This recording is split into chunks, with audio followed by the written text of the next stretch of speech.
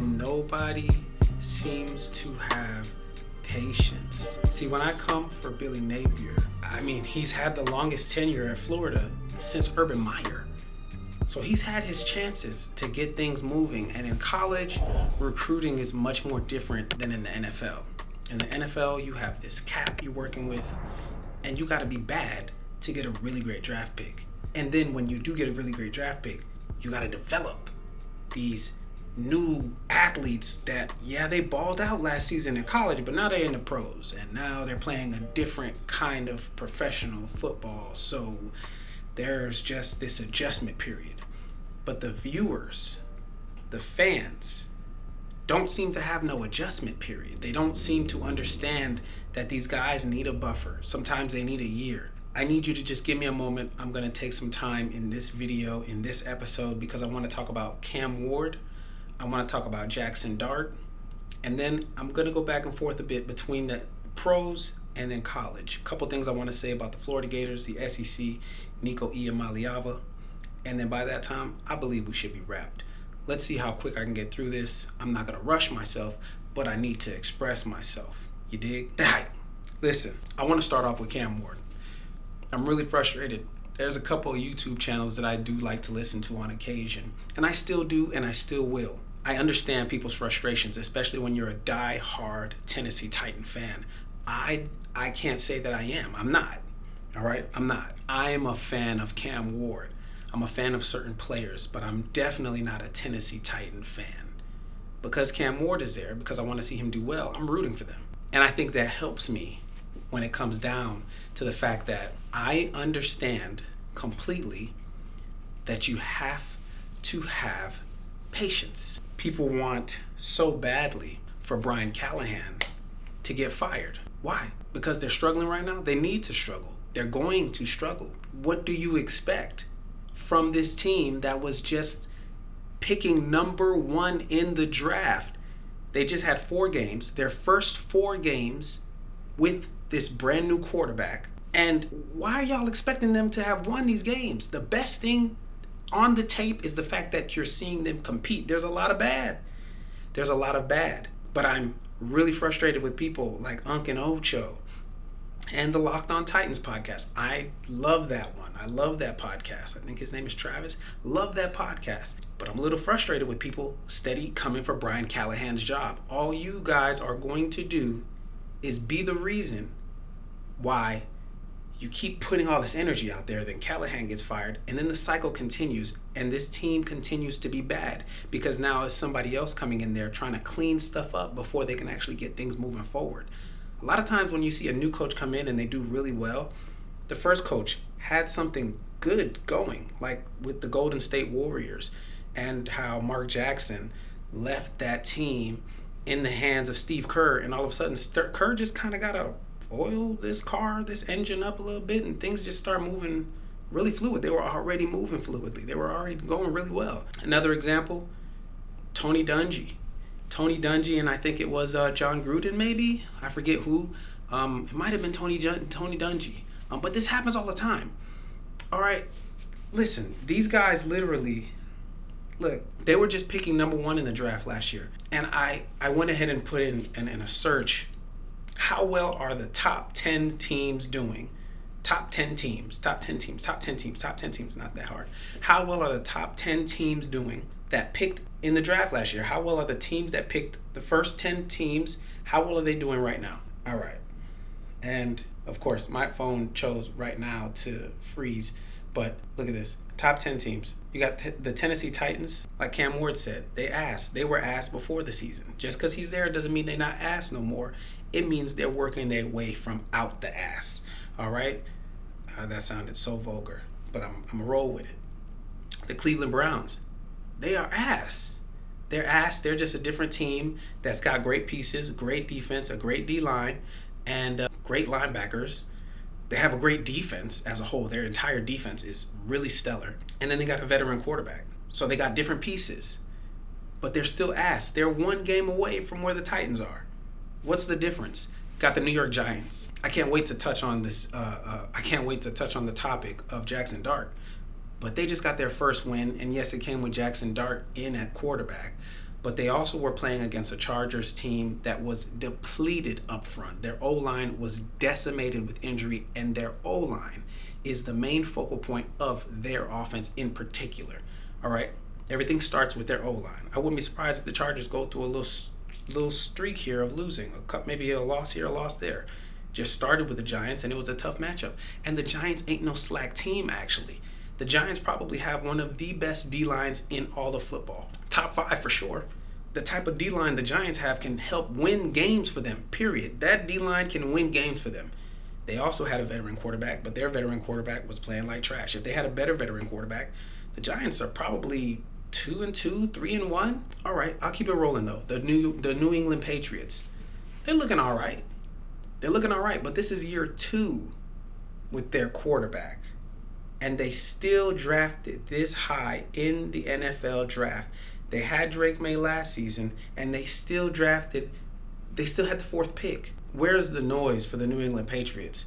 I see so much hope in the Tennessee Titans. I'm going to get to the bottom of why I see them struggling. And I just want to say real quick, Unc and Ocho, I'm so sick of them. I'm so sick of them because really, they're just caping for Shador.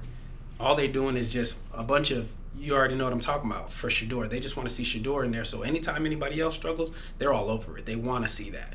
They just want to see Shador get their chance so they can try to even out the scores. See, he was the top pick, but maybe he shouldn't have been. That's their energy. Let's keep it moving. The Jacksonville Jaguars. The Jaguars are doing really well. It's because of their defense. They're sloppy as hell on offense. But they do have what seems to be a top 5 running back in the NFL right now with Etienne Jr. Trevor Lawrence has been in the league too long now to be struggling. This is it for Trevor Lawrence. He got to figure it out this year. He got to get things rolling this year. I think by the middle of the year, towards the end of the year, we might start seeing Clemson Trevor. I hope. I'm hoping. But a part of him just seems a little off to me, and I can see why they were drafting this high because, hell, they had some of these same guys last year. But there's new energy in the building. So I understand. I get it. New coach. Yeah, that has something to do with the coach. Yes, I think it does have something to do with Liam Cohen. But I also believe that Brian Callahan, having been with Joe Burrow, when Joe Burrow and the Bengals got to the Super Bowl, that's too much experience and the right kind of experience that I want around Cam Ward. But you can't just rush Brian Callahan out the building when they were able to draft Joe Burrow and they were able to draft Jamar Chase. The Titans need to suck. They need to suck. People should just stop watching them low-key or just stop talking shit about them because they need to struggle. They got to go through this, dog. They have to, all right? Last 5 teams, quick. The Raiders, they're trash. The Jets, they're awful. They might be one of the worst teams. I'm going to drop my power rankings. We'll see where I put them. They're terrible. They're awful, okay? And they got so many pieces over there. All right, can't get the quarterback right. I think if the Jets had Cam Ward, they'd be in a completely different scenario, though. But let's keep it rolling. Carolina Panthers, trash. Bryce Young has been in the league for a minute now, so let's be real. All right, let's just perspective is everything. Last 2 teams, the New Orleans Saints, terrible, trash, and then the Chicago Bears. Chicago Bears look like they're going to be building something new here, but they're on year 2 with their quarterback. They have so many pieces. They just ain't never knew what to do with them. I just need people to chill out a little bit, a lot when it comes to Cam Ward. And when it comes to the Titans as a whole, when it comes to Callahan as a whole, honestly, what you're getting in Cam Ward, you're not just getting a gunslinger. You're not just getting a Joe Burrow like Brett Favre. I more so see Cam Ward as Brett Favre. I did comps last season. I never dropped them. I will drop them though. That's who I had as his comp, is Brett Favre. Gunslinger through and through. You can see it clearly, right? What you're getting in Cam Ward though is a guy who can be outspoken and say the things that he needs to say. And that's not just for him. That's not just for the media. That's not just so people can say, oh, at least he's honest. He's talking to Brian Callahan too. Brian Callahan is going to learn how to coach this guy. This guy is going to have more to do with why Brian Callahan is successful than it just being about Brian Callahan. Whatever the fuck Brian Callahan did over there with Cincinnati, we're going to figure all that out come year 2. But I'm telling you right now, the Titans need another year to be trash. they probably win 2, 3, 4 games this season. And that might be too many, because they really need to be picking as high in the draft as possible. First of all, they need to clean up that entire back half of their secondary. They got to clean that shit up. I would get rid of Snead if I was them completely. Got to get rid of him. He's making too much money. And Money Hooker, I'm not mad at Hooker, but these guys can't be eating up the salary. They got to bring in that new blood. My idea, ideally, they bring in Caleb Downs. If I'm them, I'm trading guys like Snead. I'm getting rid of, start selling these guys off now. Deadline's coming up, start getting rid of them right now. There are a lot of other teams that actually need help in their secondary that'll take Snead, because he'll be a good corner number 2 for them. He'll be a good second corner for them. Get rid of him. Clear that money on your cap and get rid of Ridley. Now, here's the thing with Ridley. I actually like Ridley, but I only like Ridley as a 2. I don't like him as a 1, and they got him in there as a 1. And you can see that there's some kind of confusion there, because Cam Ward is finding his flow with Io Manor. Can't wait to show you my comps, because when I had comps on Io Manor, I had him listed, his comp right side by side with Larry Fitzgerald. But these guys need time to grow into this. It's people who are expecting them to just pop off right now are crazy. Y'all are tripping, okay? I do think Jackson Dart has more of an opportunity to have his team be successful, because quarterbacks who tend to get drafted, say 16 and on, they tend to be on more successful regimes, more successful teams that, and granted, it's the Giants who also drafted, I think, 3rd or 4th, but they moved back up in that spot and took that from somebody else. Ultimately, the Giants have pieces, though.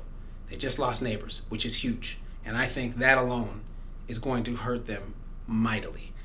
All right? But they have a better defense. They have an actual D-line with more than just one guy, right? Like the Titans have with Simmons. It's not enough. It's not enough. So to wrap this up in a bow as it pertains to Cam Ward, I think Cam Ward is the best thing that happened to the Tennessee Titans in a very long time. A very, very, very long time. I love watching Colin Cowherd's show, and I think I love watching Cowherd's show because he has a way of talking about sports that's bigger than sports. He'll say things sometimes about the highway and about marriage and about divorce and about banking institutions, and then it'll relate back to the game. And it's like, oh, wow. But sometimes he gets caught up in the moment, and he gets so caught up in the moment. He gets so caught up in one guy's really good game or in this guy's PR that all of a sudden he becomes a PR machine. And he's not this sage individual with all this wisdom. No, he's just a fan. He's just a fanatic of the game, of the story. Colin Cowherd put up a statistic saying that Cam Ward's statistics next to Will Levis's are the same after 4 games. I don't give a fuck. Who is Cam Ward throwing the ball to right now? They need time. He needs a real number 1 wide receiver, first of all. Cam Ward actually needs somebody more along the lines of, I would say, an A.J. Brown or George Pickens. Before Tyreek got hurt, Tyreek would have been good, except for the fact that Tyreek got such a mouth on him. But I think Tyreek would have actually been all right over there. He needs somebody that's willing to, really, it's that Restrepo. It's that Restrepo wide receiver that he had in college. He needs that one guy that's able to get into the middle, catch that seam, and not be afraid to take that hit. But then he also needs the other guy that can win over the top. Elliott can kind of do both, but Elliott is more so the win over the top, win with the post. That seam route that we've seen Ridley drop over and over and over and over and over again, that's the route that's hurting them. And ultimately, if the Titans go out there and line up, they really need to have a running back that can block, but can also get those yards that nobody don't want nothing to do with. You can hang on to Pollard, but I would get rid of Ridley and I would get rid of Snead, because they're eating up the money, and they should not be eating up the money. Ultimately, I think the Titans, they know that they're struggling. They know that they suck, and that's a good thing to know. I love the fact that Cam Ward is letting it be known. We suck. We ass. And I love the fact that his energy seems so intentional. He doesn't want to suck, but he's been here before. So he's somebody that they knew he can go through what we're about to go through, because they had to have known we're not there yet. Where the fuck do anybody get off thinking that they're supposed to beat the Rams when the Rams over here with them speedy receivers as their third or fourth guy with Tutu Atwell, but then you got Puka Nacua and then Devontae Adams. How are you going to beat these guys? And Stafford, how are you going to beat these guys? And then their D-line is insane too. How in the fuck are you supposed to beat them? Let's be real, y'all. Let's just enjoy watching this guy develop over the course of this season. I have no expectations of Cam Ward except for the fact that he's going to handle things like a professional. Those are my only expectations. I am here to watch his career, not to watch him all of a sudden turn the Tennessee Titans into a playoff team. I'll do that shit on Madden. Okay, next play. Next down. Let's do it like that. Down. Down. Say hi.